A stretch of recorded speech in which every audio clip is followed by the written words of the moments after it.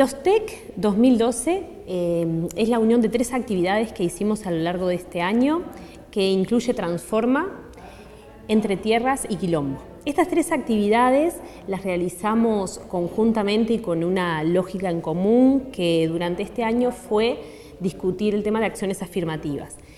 Desde el trabajo de la asesoría macro en políticas sociales, específicamente del área de perspectivas transversales del MIDES, lo que tenemos como objetivo y como razón de ser es la construcción y la transformación de las políticas existentes en políticas sociales con perspectiva de derechos humanos. Hay algunas cuestiones que se hacen indispensables, como por ejemplo la sensibilización y educación en términos de derechos humanos.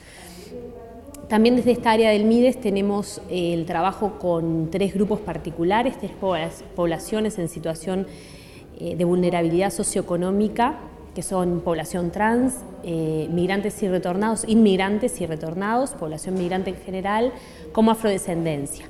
Es por eso que son estas 3 poblaciones las que discutimos en estas 3 distintas instancias. Desde esta construcción, entonces, de políticas públicas con perspectiva de derechos humanos se hacía necesario aunar a los diferentes espacios del Estado con una misma lógica y con una misma idea que hacía la responsabilidad en derechos humanos y a la responsabilidad también de concretar las obligaciones del Estado, ¿no? De respetar, de garantizar y de cumplir los derechos.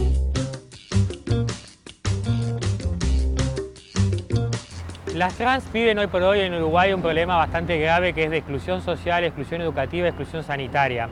Y esto genera que muchas de ellas no puedan tener inserción en el sistema educativo y eso compromete severamente las posibilidades de inserción laboral a posteriori. Esto hace que haya una gran prevalencia entre trans y trabajo y comercio sexual, lo que genera altísimas situaciones de vulnerabilidad. Creo que fundamentalmente para las personas que vivimos o que construimos una identidad de género trans, sabemos a lo que estamos expuestas. En un principio creo que lo ignoramos un poco, pero más o menos transversalizando y hablando un poco de lo que es nuestra vivencia en general, creo que más o menos las personas que conocemos y trabajamos en la temática, que compartimos con diferentes compañeras y con diferentes subjetividades, sabemos que no es fácil, que en todo momento, creo que las 24 horas del día, que es un tema diario y cotidiano en la persona trans, el sufrir el tema de padecimiento y discriminación en todos los aspectos. Por lo general, a muy temprana edad, cuando manifestamos nuestra identidad de género, nuestra forma de pensar y sentir,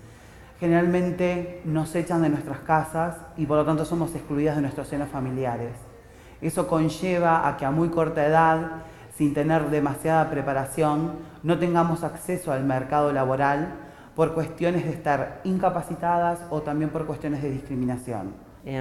Fundamentalmente creo que lo más grave y por lo que más debemos de trabajar o ponernos un poco en acuerdo es en el tema de la accesibilidad en todo sentido, pero fundamentalmente creo que lo que más nos preocupa es la accesibilidad de nuestras compañeras en el sistema de salud, pero también el sistema laboral. Creo que una cosa va de la mano con la otra, porque si no tienes un buen tratamiento de salud o un buen trato, un acceso directo al sistema de salud, tampoco vas a estar preparado o bien o sentirte continentado o continentada para acceder al mercado laboral. Nos quedamos excluidas del sistema sanitario, generalmente también del sistema educativo, y generalmente, muchas veces, nos es muy difícil conservar nuestra identidad documentariamente.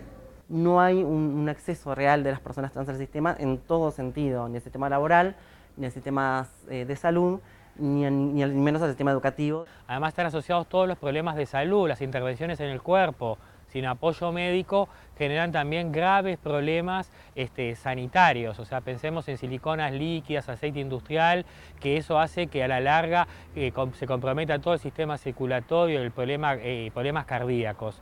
O sea que son hoy por hoy uno de los grupos más vulnerables en términos de exclusión social dentro de la sociedad uruguaya. Tienen un promedio de vida que ronda los 50 años, o sea, 25 menos que el promedio de un hombre heterosexual blanco. Y por eso precisamente merecen una cantidad de medidas específicas para este tipo de población. Quizás la mayoría de las personas que están por fuera de esto desconocen de que más del 80% de nuestra población vive del trabajo sexual. Y eso no es una cifra que digamos, bueno, es inventada, no. Si salimos a las calles o si vemos las publicaciones, sabemos que más del 80% de nuestras compañeras son trabajadoras sexuales. Creo que lo único que nos hace diferente es una identidad y nada más, que es construida y que no deja de ser muy diferente a la que puede portar otra persona, ¿no?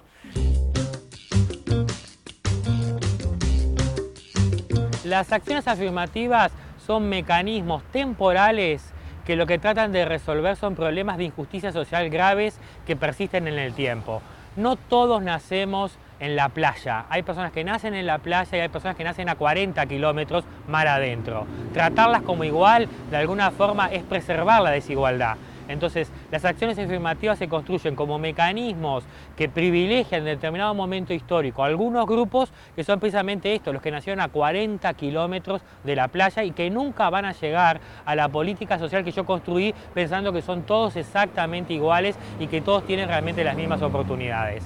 O sea que funcionan como un mecanismo correctivo de la injusticia social y la otra característica central que tienen es que son mecanismos temporales, o sea que es una cosa que se instala de ahora para siempre, sino lo que trata de resolver es un problema de injusticia y generar beneficios específicos para ese grupo afectado por un tiempo razonable que les permita resolver esa situación de desfasaje tan importante entre un grupo y el otro. Cabe destacar, capaz o recordarnos que las acciones afirmativas son un conjunto coherente de medidas de carácter temporal que atañen a grupos concretos con problemáticas específicas.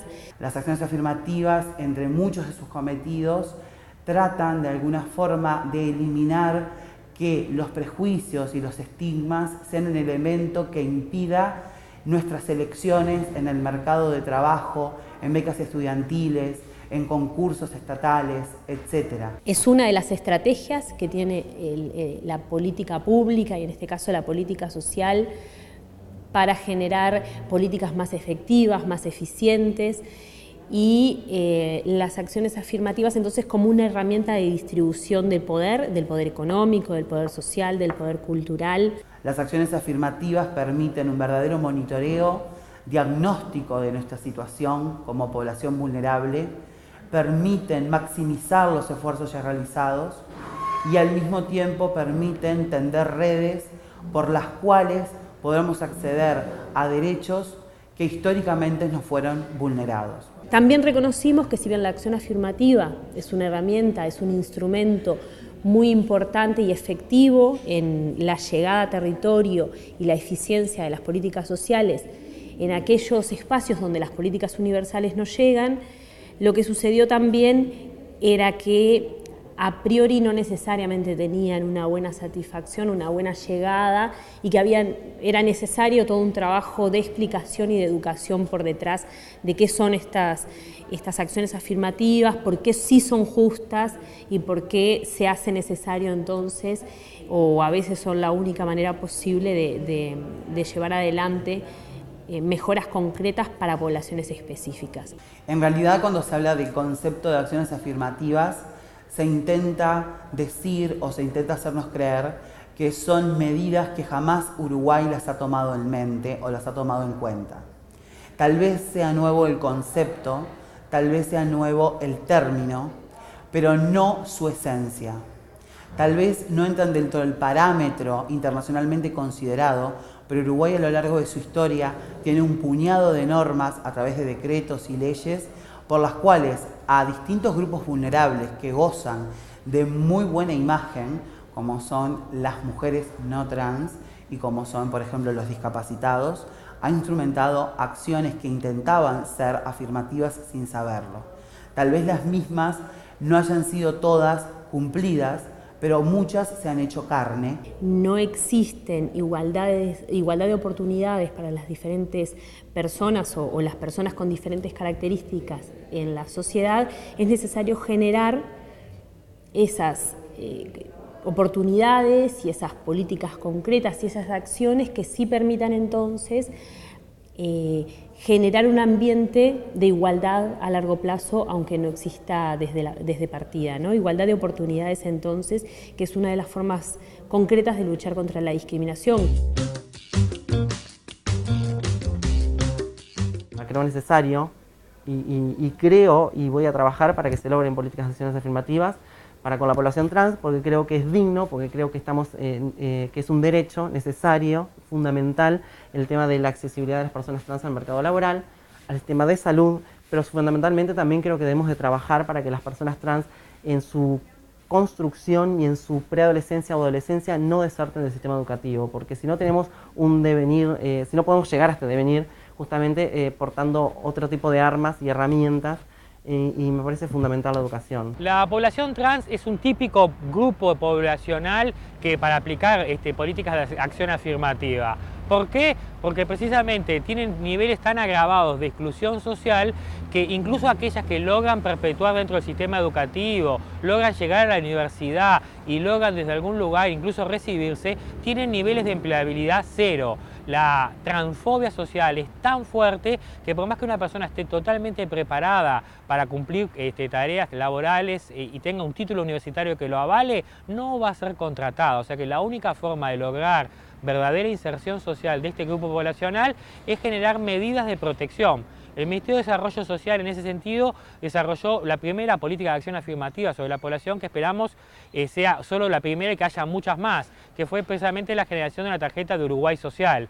La idea es ahora empezar a generar cuotas, por ejemplo, dentro de las que son los empleos estatales para lograr que estos grupos poblacionales puedan acceder en forma protegida a cargos laborales y de alguna forma empezar a resolver este problema de que tanta exclusión siempre las condena, más allá de la formación que tengan, al comercio sexual. El tema del logro que se dio a partir del trabajo que se realizó con el MIDES, con el grupo específicamente de políticas sociales, que se haya logrado la TUS, Tarjeta Uruguay Social para personas trans, creo que fue un logro fundamental.